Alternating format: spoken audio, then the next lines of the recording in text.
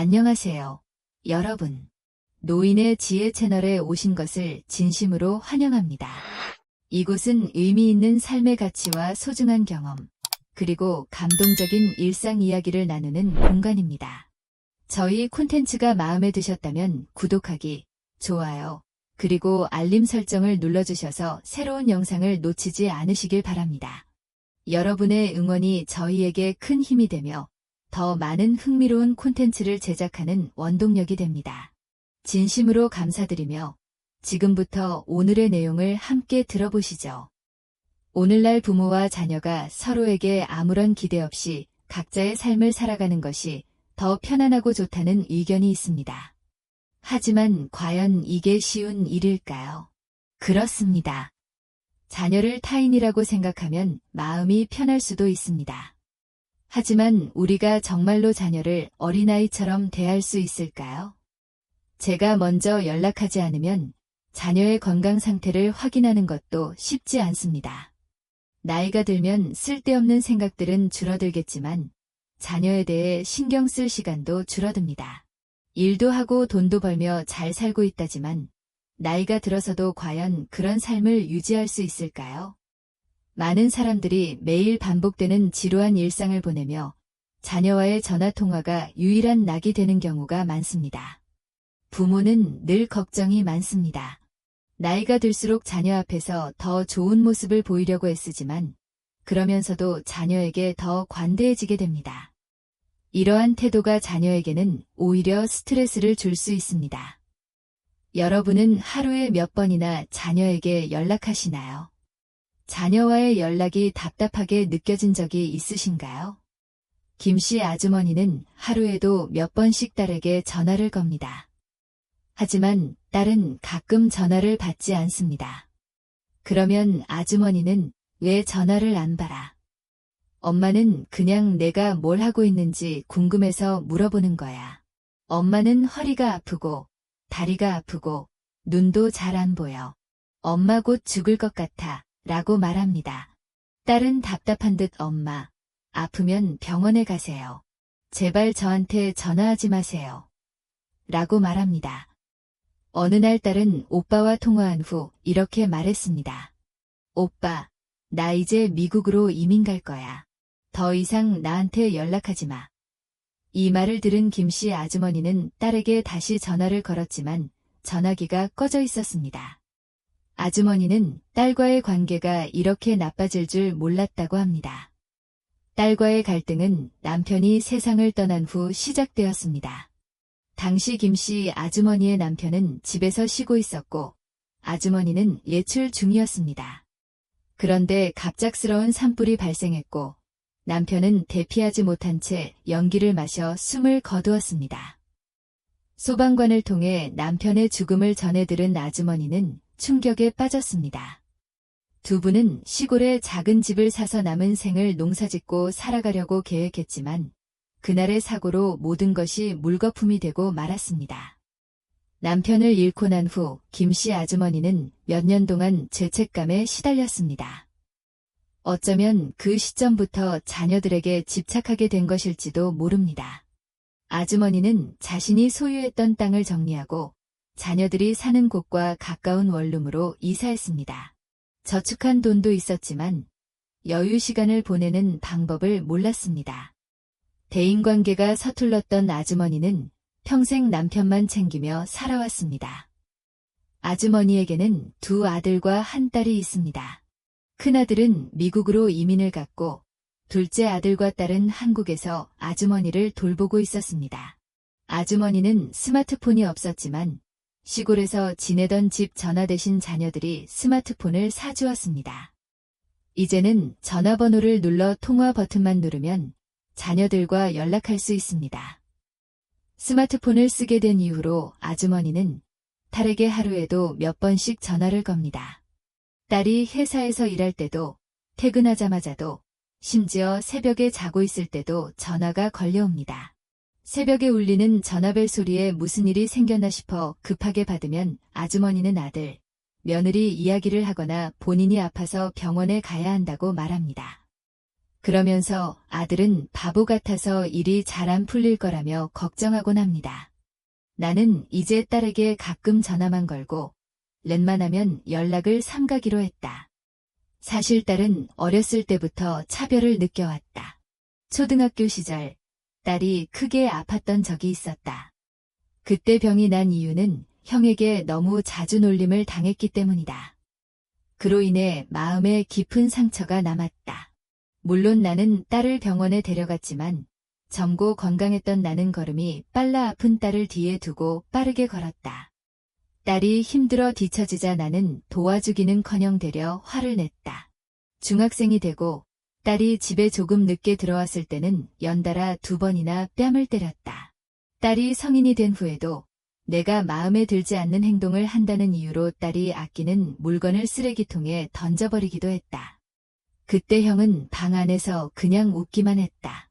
딸이 자라면서 나는 그 모든 일이 잊혔다고 생각했지만 실제로는 그렇지 않았다. 딸은 자신이 겪었던 차별보다 어린 시절 내가 겪은 고생을 떠올리며 효도를 하려 했었다. 하지만 어릴 적의 상처는 쉽사리 아물지 않았다. 어릴 때부터 집안일을 해야 할 때마다 나는 늘 딸에게 시켰고 형에게는 아무런 요구도 하지 않았다. 딸이 3살밖에 되지 않았을 때도 양파를 까고 설거지를 시켰다. 반면 형은 놀거나 먹고만 있었다. 어느 날 딸이 화를 참지 못하고 왜 항상 저만 시키세요? 왜 형은 안 시켜요? 라고 물었다. 나는 그 말을 듣고 크게 화를 내며 딸을 꾸짖었고 그 이후 3년 동안 딸과 말을 섞지 않았다. 형이 시험에 합격했을 때 나는 참 자랑스러운 아들이다 라며 크게 기뻐했다. 하지만 딸이 무언가를 잘해냈을 때는 칭찬은커녕 오히려 불평을 늘어놓았다. 딸이 결혼하고 성인이 된 후에도 나는 딸의 사정을 이해하려 하지 않았다. 딸이 제왕절개로 첫 아이를 낳았을 때 병원에서 내가 했던 첫마디는 우리 집안에서 이런 적이 없었는데 왜 이렇게 된 거니? 였다. 그 말은 딸에게 큰 상처를 남겼지만 나는 그걸 전혀 알지 못했다. 내가 평생 모은 재산 대부분은 아들 몫으로 돌아갔다. 내가 과외를 하며 번 돈과 작은 아파트도 모두 아들에게 주었다. 반면 딸은 생계를 책임지고 제사를 준비하며 병에 걸린 내가 병원에 있을 때는 퇴근 후 병문안을 오고 병수발을 도맡았다. 음식을 준비하고 살림을 돌보는 것도 전부 딸 몫이었다. 어느 날 딸이 참다 못해 형에게 전화를 걸어 엄마를 당신이 돌봐요. 왜 모든 걸 제가 해야 하죠? 라고 말했다. 하지만 나는 여전히 아들의 편을 들며 형도 사정이 있을 거야 라고 딸을 타일렀다. 그러나 현실에서 아들은 이런 상황에서만 모습을 드러낼 뿐 평소에는 나를 전혀 챙기지 않았다. 며칠 전에도 나는 딸이 아닌 아들의 편을 들며 딸의 희생을 예면했다. 아버지는 며느리에게 재정 문제에 대해 이야기했지만 그 이야기가 며느리에게 불쾌하게 받아들여졌습니다. 며느리는 그것을 남편에게 전달하면서 이야기를 왜곡했고 그로 인해 남편은 화가 나서 부모님께 전화를 걸었습니다. 전화 통화 중에 그는 어머니에게 안부 인사를 전하며 부모님이 세계에서 가장 행복한 사람이라고 말했지만 아버지에게는 왜 자신에게만 잔소리를 하냐며 불만을 표했습니다. 아버지는 며느리에게 사과를 했지만 그것으로 모든 것이 해결되지는 않았습니다. 며느리는 남편에게 명절에도 자신만 음식을 준비해야 한다고 불만을 털어놓았지만 시어머니는 그 문제를 해결할 방법을 찾지 못했습니다. 그러면서도 딸에게는 점점 더 많은 부탁을 하기 시작했습니다. 시어머니는 병원에 동행하거나 음식 준비를 도와달라는 사소한 부탁부터 시작해서 딸에게 돈까지 요구하는 일이 잦아졌습니다. 어느 날 시어머니는 딸에게 전화를 걸어 돈이 필요하다며 요청했습니다.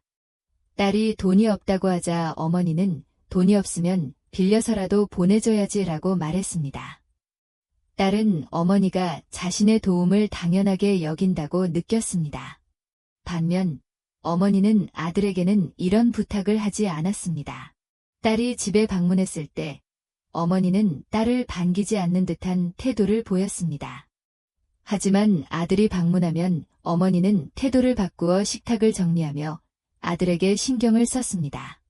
딸은 자신이 가족의 중요한 결정에서 배제되고 심지어 레식할 때마다 계산을 맡겨지는 상황에 서운함을 느꼈습니다.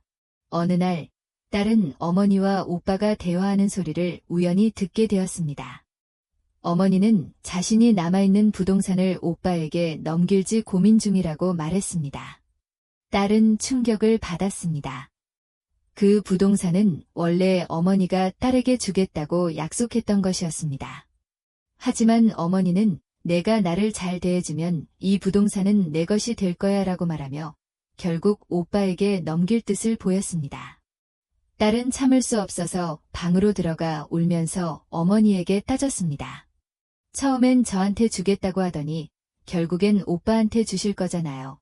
딸의 말에 오빠는 화를 내며 엄마한테 그런 식으로 말하지 마 라고 소리치며 그녀의 뺨을 때렸습니다. 가족은 싸늘한 분위기에 휩싸였고 딸은 다시 한번 자신이 겪어온 차별을 뼈저리게 느꼈습니다.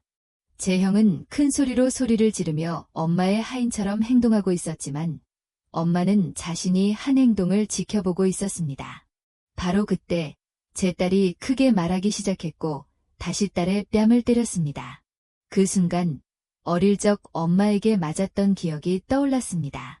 그 기억은 오랫동안 잊으려 했던 정말 잊고 싶었던 장면이었습니다. 눈물도 없고 내 감정은 마치 사라진 것 같았습니다. 그게 바로 엄마가 수십 년이 지나도 편안함을 느끼지 못하는 이유입니다. 맞은 딸은 그 자리에서 쓰러졌고 엄마는 그녀의 얼굴에 소리를 질렀습니다. 제 형은 엄마를 달래고 있었죠. 그게 맞는 걸까요?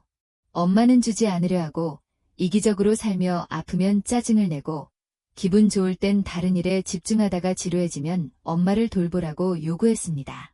엄마는 그것이 자신의 잘못이 아니라고 말했지만 그것이 괜찮다고 느끼고 있었습니다. 그러나 그날 엄마는 모든 것을 버렸습니다. 엄마는 딸에게 사과했지만 딸은 더 이상 엄마를 믿지 않았습니다. 물론 엄마는 더 이상 딸에게 재산을 넘기겠다고 말하지 않았고 얼마 후 딸은 그 말을 할 수밖에 없었습니다. 엄마에게 전화를 받은 후 엄마는 이제 남편과 아들을 돌볼 것이며 형과 함께 살겠다고 말했습니다. 그리고 더 이상 딸과 연락을 하지 않았습니다. 그 말을 듣고도 딸은 마음속에서 여전히 슬픔을 느꼈습니다. 그러나 이제 사과의 말을 하면 상황이 더 나아질 것이라고 생각했지만 할머니는 아들이 재산을 넘긴 후 더 이상 딸과 연락하지 않았습니다. 아들과 할머니의 관계는 여전히 중요했습니다. 그것은 참으로 가혹한 일이었습니다. 할머니와 아들의 관계가 끝나가고 아들과 며느리는 할머니를 내쫓을 준비를 했습니다. 할머니는 언제까지 돌보셔야 하는 걸까요? 저는 이제 이 집에서 살 수 없습니다. 잠깐, 저는 이 집에서 어떤 일을 하고 있는 걸까요? 제 아들이 나이가 많아지면 얼마 후 요양원에 보내야 한다고 말했을 때 저는 정말 충격을 받았습니다. 그는 우리가 요양원에 보내야 한다고 말한 것이 아니라 우리가 요양원에 보내야 한다고 말했습니다. 알겠어요. 이제는 더 이상 못 견디겠어요. 있을 수 없는 일입니다. 그 말을 들은 할머니는 엄청난 배신감을 느끼며 즉시 아들의 방으로 가서 그가 받은 재산을 다시 돌려달라고 말했습니다. 그러나 아들은 그것이 오해라고 하며 며느리를 달래려고 했습니다. 만약 그것이 사실이라면 할머니는 이제 더 이상 편안함을 느낄 수 없습니다. 아들의 태도에 실망한 할머니는 더 이상 아들을 믿지 않았습니다. 재산을 아들에게 넘기면서 할머니는 효도를 다짐하는 메모를 썼지만 그 내용은 불분명했으며 선물에 대한 법률 자문도 받았습니다. 그 재산은 아들이 엄마에게 준 것이었죠. 어쨌든 만약 할머니가 소송을 걸면 할머니는 패소하고 다시는 그 재산을 되찾을 수 없을 것입니다. 할머니는 모든 잘못을 며느리에게 돌렸습니다. 할머니는 원래 며느리를 좋아하지 않았지만 자식과 손자를 위해 참았고 며느리에게 질문을 던졌습니다. 예, 그렇게 됐어. 얘 내 아들을 데려갔어. 그런데 안타깝게도 그때 울고 있는 손자가 있었습니다. 할머니는 정신이 번쩍 들어 손자에게 달려갔지만 아들은 아무런 관심도 없이 손자가 다친 것도 무시하고 그냥 손자만 돌보고 있었습니다. 나 지금 바빠. 아들은 이 기회를 놓치지 않고 할머니를 죄인처럼 만들어 버렸습니다. 엄마가 우리 가족을 망가뜨리려고 하는 거야. 그렇게 하려면 집을 나가. 더 이상 이 집에서 살 수 없어. 아무도 없습니다. 할머니는 남은 짐을 챙기고 아픈 손을 이끌고 집을 나왔습니다. 결국 그녀는 딸에게 전화를 걸어 울었습니다. 하지만 그녀가 들을 수 있었던 것은 이 번호는 존재하지 않습니다. 라는 목소리뿐이었습니다. 딸은 전화번호를 바꾸고 해외로 이민을 갔습니다. 할머니는 더 이상 시간을 낭비할 수 없었고 그 자리에서 울면서 중얼거렸습니다. 내 인생에서 내가 한 유일한 일이 뭐지? 딸에게 내가 이딴 식으로 딸에게 한 게 뭐지? 결국 그녀는 끝까지 죽음을 맞이하게 되었습니다. 저는 견딜 수 없는 고통을 겪으며 후회와 아쉬움 속에 살아왔습니다. 그러나 비록 사과하려고 했지만 저는 딸을 찾을 수 없었습니다. 조금만 더 일찍 찾았더라면 상황이 달라졌을지도 모릅니다. 할머니는 딸과 함께 행복하게 살 수 있을까요? 만약 할머니가 마지막 순간에 딸 편에 서 있었다면 딸은 떠나지 않았을지도 모릅니다. 할머니는 그날 내가 딸을 안았으면 나는 아들 대신 딸에게 그렇게 했을 거야. 라고 말했습니다. 나는 조용히 골목으로 사라지며 최소한 한 번은 딸에게 꾸짖어야 했다고 후회하며 사라졌습니다. 사람들의 성격을 이해하기 위해서는 시간이 흐르고 나서야 비로소 후회하고 생각하게 됩니다. 진심으로 당신을 중요하게 여기는 사람은 누구일까요? 당신은 그들에게 얼마나 신경 쓰고 있나요? 당신은 자식이나 오래된 친구들에게만 신경 쓰고 그들이 당신에게 잘 대해주는 걸 잊고 있지 않나요? 오늘 이 영상을 다시 보며 당신은 인생에서 정말 중요한 사람이 누구인지 생각해볼 기회를 가질 수 있을 것입니다. 오늘 영상은 여기까지입니다. 구독자 여러분이 후회 없는 삶을 살기를 응원합니다. 더 좋은 내용으로 다음에 또 만나요. 감사합니다.